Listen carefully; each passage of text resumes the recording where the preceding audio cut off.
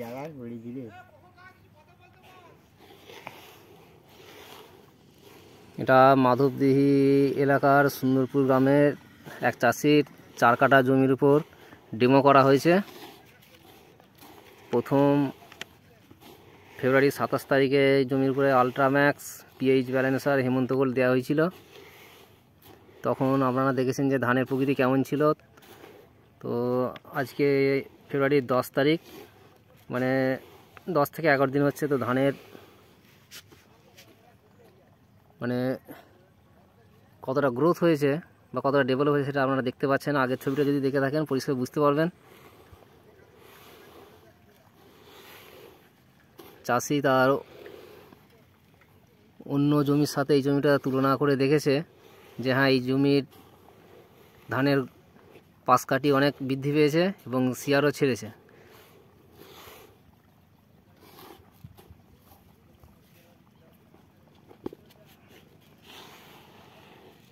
তো যিনি জমির মালিক তিনি এখন আছেন পাশেই, ওনাকে জিজ্ঞেস করবো যে উনি কি লক্ষ্য করেছেন, অন্য জমির সাথে কী তফাৎ। কাকু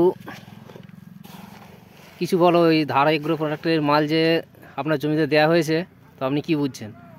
না, মাল ভালোই কাজ করছে। তো দিয়ে দেখা যাচ্ছে তো অন্য জমিতে যেসব মাল দিয়া আমি ওইসব মাল দিইনি, অন্য মাল নিয়ে এসে দিয়েছি। তার চেয়ে ফলাফল খুব ভালো পাচ্ছি। অন্য জমির সাথে কী তফাৎ লক্ষ্য করছেন এখন? এর গাছের ভালো আছে বা গাছও ভালো হয়ে গেছে। এখন যা দেখা যাচ্ছে এরপরও আরও উচ্চাঙ্গের হবে। এখন যেটা দিয়ে ফল পেয়েছি যা এখন খুব ভালোই দেখাচ্ছে। এরপরও এসব যখন দেওয়া হচ্ছে এরপরও ভালো আরও হবে। এই গাছটার বয়স কত, মানে জমিটা রোয়া হয়েছে কদিন আগে? তো 19 দিন হচ্ছে রোয়া হয়েছে। আচ্ছা, 19 দিন আগে রোয়া হয়েছে, মানে খুব নামি রোয়া ছিল। 19টা দিনই তো হচ্ছে, বয়স মাত্র 19 দিন এই গাছটার। আর আমাদের ধারা এগ্রো প্রোডাক্টের সার প্রথম ব্যবহার করা হয় ফেব্রুয়ারি মাসের 27 তারিখ, মানে আজ থেকে প্রায়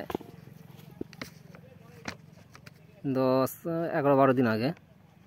মাঝে একবার twin plus agro product agro 80 spray করা হয়েছিল মাজরার উপর। মাজরা কিছু লক্ষ্য করেছেন? না মাজরা নেই। মাজরা নেই। আচ্ছা, এটা স্প্রেতে দেওয়া হয়েছিল টুইন